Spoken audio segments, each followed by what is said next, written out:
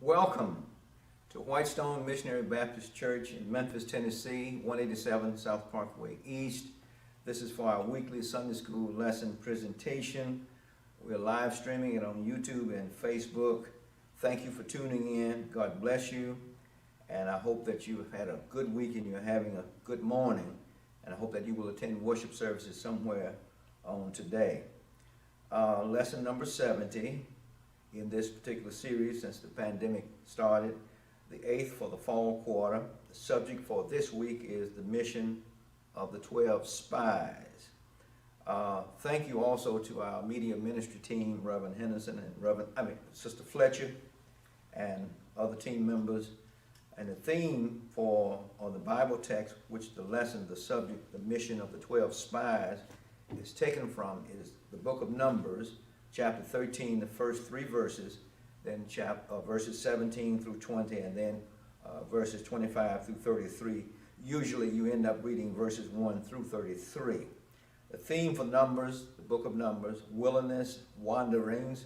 Your theme may vary, but you'll have wilderness wandering somewhere in the midst, because at this point in time in Israel's history, they were wandering around, kind of lost in the wilderness as they were traveling to the promised land. The theme for October 3rd through today is seeing God's faithfulness. The theme for the quarter is faith on trial. And in honor and in memory of those who have lost their lives on breast cancer, National Breast Cancer Awareness Month. And I want to thank Miss Carolyn Brooks for keeping that on our minds. She is our superintendent. And in honor and respect to our Superintendent Emeritus, Brother William Baskin. The golden text is taken from this lesson text, the 30th verse, and I'll read it aloud. Caleb stilled the people before Moses and said, "Let us go up at once and possess it, for we are well able to overcome it." Whatever obstacles, whatever opposition that lay before them, Caleb reminded the people that God was well able to help them overcome what they needed to overcome, to claim the promised land. Now my comments would be the same as commentator Black shared on page 112 of the adult expositor. Dr. Black said, Caleb's faith was unwavering. He insisted that they keep their eyes on the prize. The other spies could only see the negative issues surrounding the claiming of the promised land. Chief commentator for this lesson series, and has been for the past 3 quarters, Dr. Robert Ferguson Jr.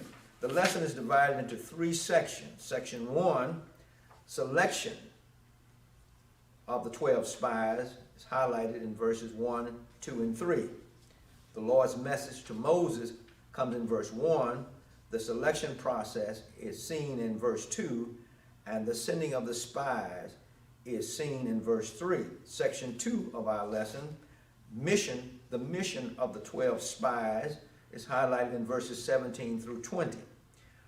Verses 17 and 18 highlight the directions on where to go, where the spies were to go. Verses 19 and 20 highlights the directions on what to look for in the land where Moses, according to God's directions, had led them to examine the land that God had promised for centuries or for many years to their people. Section 3, report of the 12 spies. Now the spies have made the investigation, they've searched out the land, now they're back. So verses 25 through 33 highlights the report of the 12 spies. And you'll see that 10 had negative reports, 2 had a positive report. Verses 25 and 26, the return of the spies, which is simple. Sometimes we allow the writing or the reading in the old English language to throw us off, but simply verses 25 and 26 simply tells us that the spies had returned to the camp with a report. Verses 27, 28, 29, the actual report was given by the spies. And as I said, when you study the lesson, those of you who've studied, all you Sunday school teachers, whether you're at Whitestone or whether you're in Michigan or Vicksburg or Texas or Florida or Alabama or Georgia, you know that there were 10 with a negative report, 2 had a positive report because their report rested on the promise of God. And verse 30, the final verse says, well, actually, I told you something wrong on that. Verse 30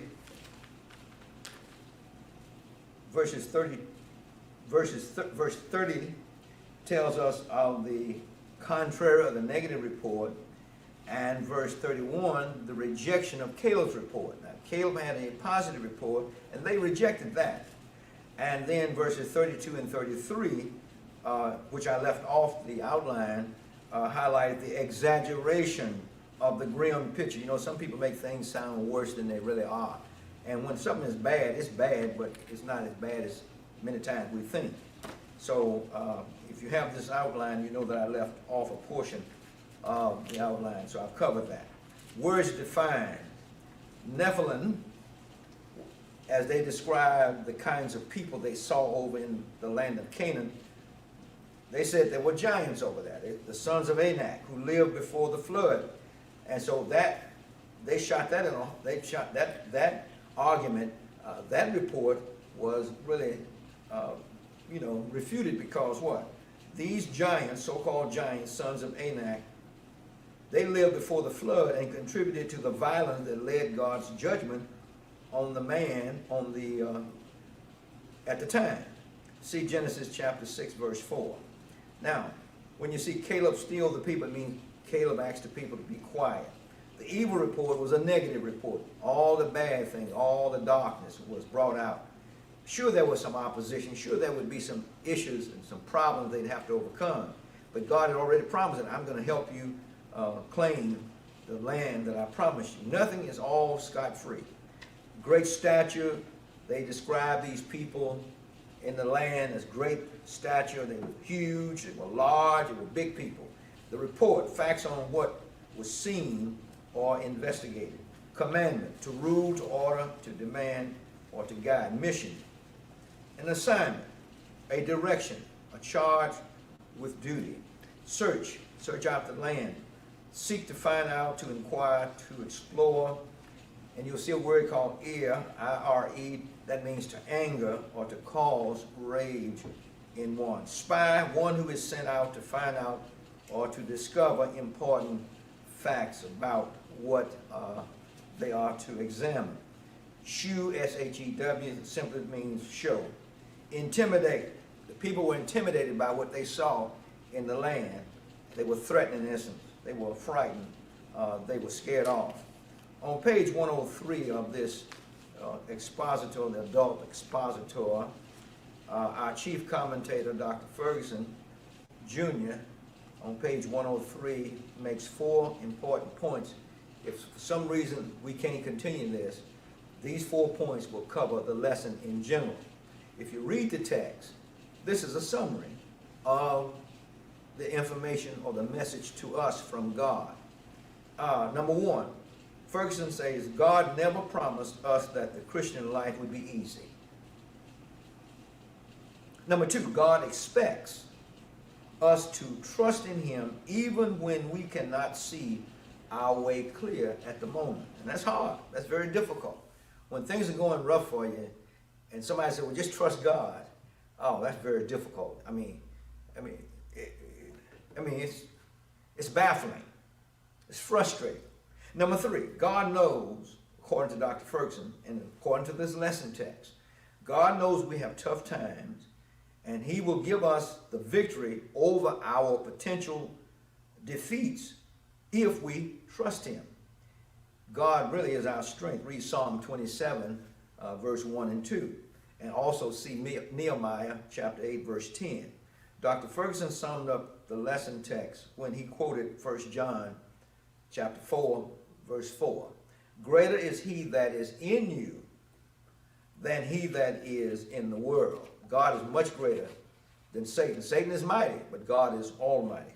There are 10 questions on page 107 of this expositor that need answers. The first question, whose idea was it to spy out the land originally? Short answer, but a request to send spies into the land to scout it and bring back a report had been presented to Moses by the people themselves. Page 104. Number 2, how many men were chosen to spy out the land of Canaan? Short answer, number 12, page 104. Number 3, why was a spy chosen from each Israelite tribe? Simple. In order to make sure that each tribe was equally represented in this matter, one leader from each was to be chosen as the tribe's representative.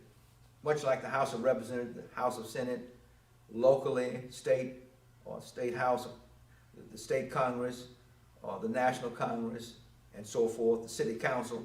Each city council should represent a particular district within that city. County commissioner, each county commissioner should be one to represent a particular district in the county. Number 4, what 2 important purposes did Moses give for the mission of the spy? Well, short answer. Go scout out the land and check out its people. Tell me what kind of people there, what kind of people, how many are there, or give me an estimate on how many is there, and tell me how good or how bad the land is. Bring me back a complete report. Tell me what's bad about it, tell me what's good about it, tell me what's bad about the people, tell us what's bad, what's good about the people. Page 105. Number 5, what did Moses tell the spies to bring back with them? Short answer, bring back some of the fruit of the land. You know, whatever was being raised, whether it was figs, apples, peaches, or pears, grapes, bring some of it back so I can test it, sample it. Page 105. Number 6, how long did it take for the spies to return from their mission? Short answer, page 106, 40 days, right in the text. Number 7, what report did they give regarding the land itself? Well, they all agreed with this and used this language. The land flows with milk and honey. Oh, the land is just beautiful. There's lots of fruit. Rich. Page 106. Now, number 8, what report did the majority of the spies give concerning the people in the land? 10 of them. Short answer, they reported that the land they saw was inhabited by strong people and was full of large and fortified cities, impregnable strongholds that could resist any attack. We can't handle them. Page 106. Number 9, how did Caleb's report contradict that of the majority? Short answer, Caleb, who was the representative from the tribe of Judah, quieted the people and encouraged them to move at once to occupy the land, declaring that they were fully able to defeat the enemy. Page 106. Why? Because God had promised the land to them and said he would allow them to capture the land and they would inhabit the land because he said so. Number 10, what makes it clear that the majority were exaggerating the size of the people they saw? Well, short answer, while the people certainly were familiar with stories concerning the giants who lived prior to and during Noah's lifetime, it was impossible that those giants had any descendants after Noah because the flood had destroyed everything.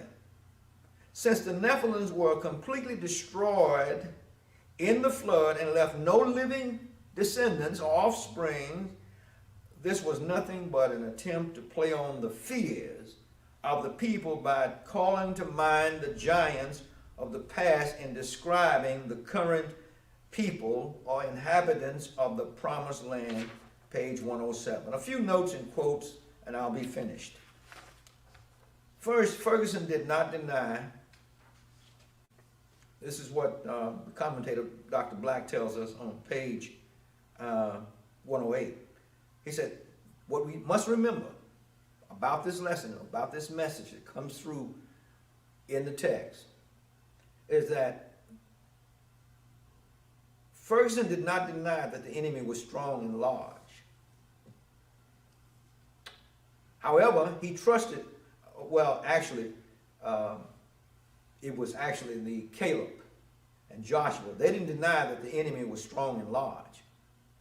Ferguson also says, however, Caleb and Joshua trusted that God would defeat them all and give Israel the land just as he had promised. In other words, God's going to fulfill his promise. That's what we must always remember. He's going to live up to his part. On page 108, Black wants us to understand very well three major points. First, we are to warn ourselves and each other that we will always find trouble, obstacles that we need to overcome as we obey the Lord. And it's going to always be some opposition. It's going to be a stumbling block somewhere. So we might as well forget the fact that we're not going to ever be opposed. If you're with God, you're going to be opposed by the enemies of God. Second, Dr. Black says we are to show that those who lack faith in the Lord are controlled by their circumstances. And third, we are to mature in our faith to the point that we simply take God at his word and do not put him to the test. Now, this entire lesson text from verse 1 through 33 allows us to see the faithfulness of God's people. All the lessons that we've had over the past 13 to 26 weeks, God's faithfulness has always been the key point. So the faithfulness of God's people on display in the report of the spies upon their return from Canaan. Now, not only have we experienced and witnessed God's faithfulness, but we also have experienced the weak faith of God's people from time to time. Dr. Hickman made 6 practical points on page 110, and I'll share 2 of them. First, number 5. When you and I are overwhelmed by discouragement, and there's something always to discourage us during the course of a week, month, and even a day, sometimes 2 or 3 times before noon. When we are overwhelmed by discouragement, we can always look to God for peace and comfort. See pages, or see verses, or study carefully verses 28, 29, and 30 of the text. Second, number 6. We know following God's commands, I don't need that S on there. We know following God's command is rewarding, but we must have faith in overcoming the obstacles. See pages, or see verses 31, 32, and 33. Dr. Lodi says on page 111 that being the lone faithful voice for God is never an easy role to embrace, especially in a society that is addicted to the assumption that the majority should always prevail. Some people will follow the devil as long as he say what they want to hear. And you look like a fool going against him, but if you trust God, in the end, they're going to look like the fool. He added, standing up for God's word, notice, God's word, God's message, God's inspiration, God's information, and not ours, will most often draw the ear, I-R-E, anger, and opposition of those around us.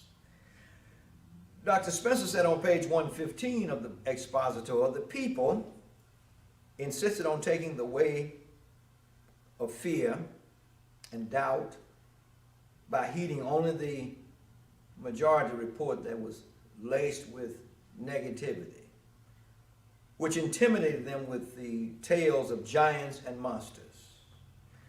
Just like certain people have said, certain races have tails. Certain people have tails. That's playing on the fears of people. He also said under the section Children's Corner that we should explain to little children that the 10 spies in the lesson who returned to the people with a fearful report failed to trust in what God had promised them. They saw only the might of their enemies while discounting the might of the Lord to fight for them and to give them victory over their enemies. Encourage, we all urge, especially those of us who are a little more mature in our faith, no matter what the age of the individual is, if we're a little mature, we should encourage all students, and especially adult Christians, should always encourage young children, young students to be like Caleb and Joshua, who saw the same mighty enemies, but trusted that their God was far mightier and able to give them victory. Always, here's the thing that I've learned. If I were asked to sum up the lesson, what does it say to me? What did it say to me? Can you sum it up in 30 seconds or less? This is what I would say. I should always try to focus on God's power when faced with negative attitudes and reports of faithless people. Life is filled with negative circumstances. Just turn to God for help. God bless you. And I hope that you will join us in worship at 11 a.m.